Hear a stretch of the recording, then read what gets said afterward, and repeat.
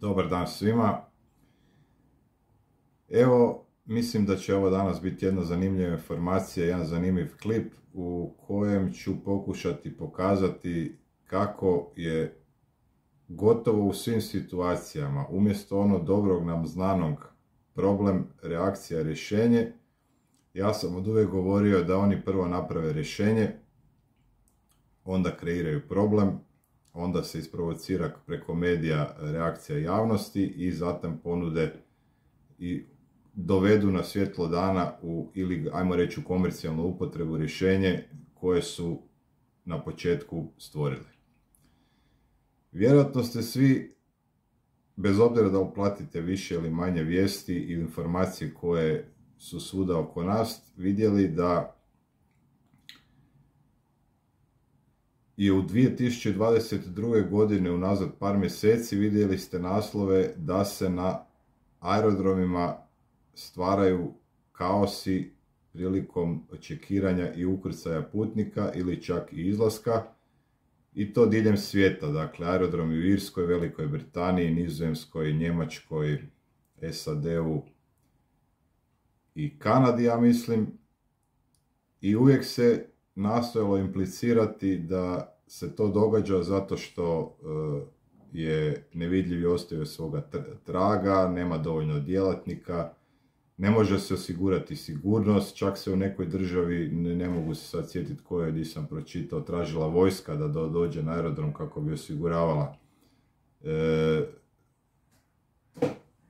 bi osiguravala putnike protiv terorizma ili ko zna čega, bla bla bla i bla bla bla. I ne samo to, nego ovo što ću vam sada predstaviti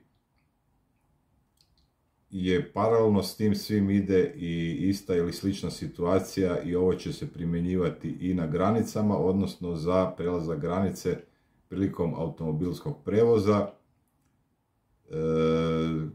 komunikacija s graničarem avatarom, očitavanje biometrijom na granici itd. itd. U konačnici ovo sve, zadnji korak ovog svega je da će se to isto primjenjivati i na izlazak iz stana. No dobro, to su stvari za neki drugi video. Uglavnom, evo, ovu web stranicu koju ću vam sada pokušati ukratko predstaviti, ostavit ću vam u opisu ovoga videa, pa ćete moći sami detaljno proučiti. Imate prezentacijski video, imate odgovore na dosta bitna pitanja, ja ću proći samo neka od njih i moćete naravno tu informaciju podijeliti s drugima. Dakle, o čemu se radi? Stranica se zove KTDI ili Known Traveler Digital Identity. Šta kažu oni, šta je to? Digitalni identitet poznatog putnika ili KTDI inicijativa je, pazite sad koga, Svjetskog ekonomskog foruma koja okuplja globalni konzorcij pojedinaca, vlada, vlasti i turističke industrije kako bi se poboljšala sigurnost putovanja svijetom. I sada tu u toj cijeloj priči postoje nekakve zanimljive stvari. Ja ću pokušati pročitati ukratko par rečenica.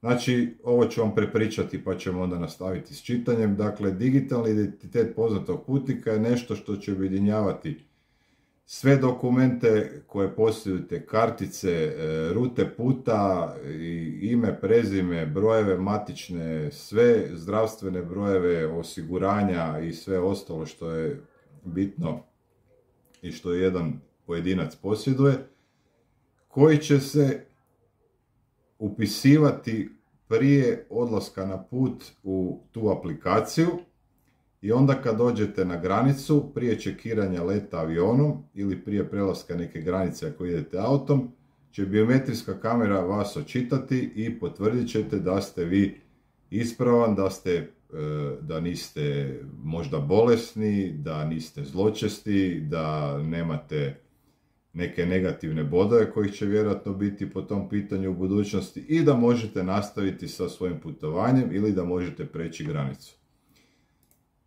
Ko su dionici koji su uključeni u ovaj projekt?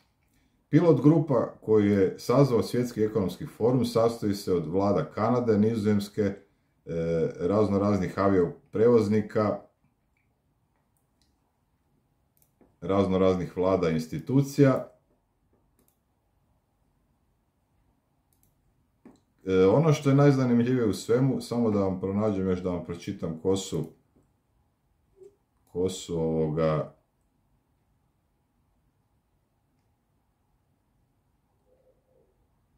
ne mogu sad to naći, samo trenutak. Taj pilot projekt Svjetskog gospodarskog foruma je nastao, ono što je zanimljivo, 2015. godine. Znači, iz ovog priloženog vidimo da su njihovi planovi malo sveobuhvatni, malo širi nego što nam oni prezentiraju i da su ovi planovi prije implementiranja nekakvih rješenja koji će biti pod navodnicima potrebno za naše dobro, da je unaprijed sve vrlo dobro osmišljeno. Ono što je meni prvo palo na pamet kada sam čitao o tim kaosima na aerodromima je upravo bilo to da je ovo nije slučajno što je u kratkom vremenu izlazilo u mainstream medijima ovakvi naslovi, jer će se vrlo vjerojatno ponuditi nekakvo rješenje za sređivanje tog kaosa u vidu biometrijske kamere, a ovo sad kad sam našao ovu informaciju i ovu stranicu, sve dobija svoju glavu i rep.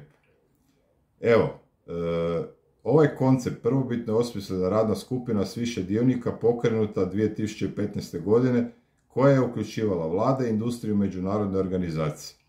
Ovi dionici sada djeluju u svojstvu savjetodavne grupe, uključuju, pazite sad koga, Međunarodno vijeće zračnih luka, Amadeus, Google, Međunarodno udruženje zračnog prometa, Međunarodnu organizaciju civilnog zrakoplovstva, Interpol, lance hotela, razno razne tvrtke koje se bave obradom podataka,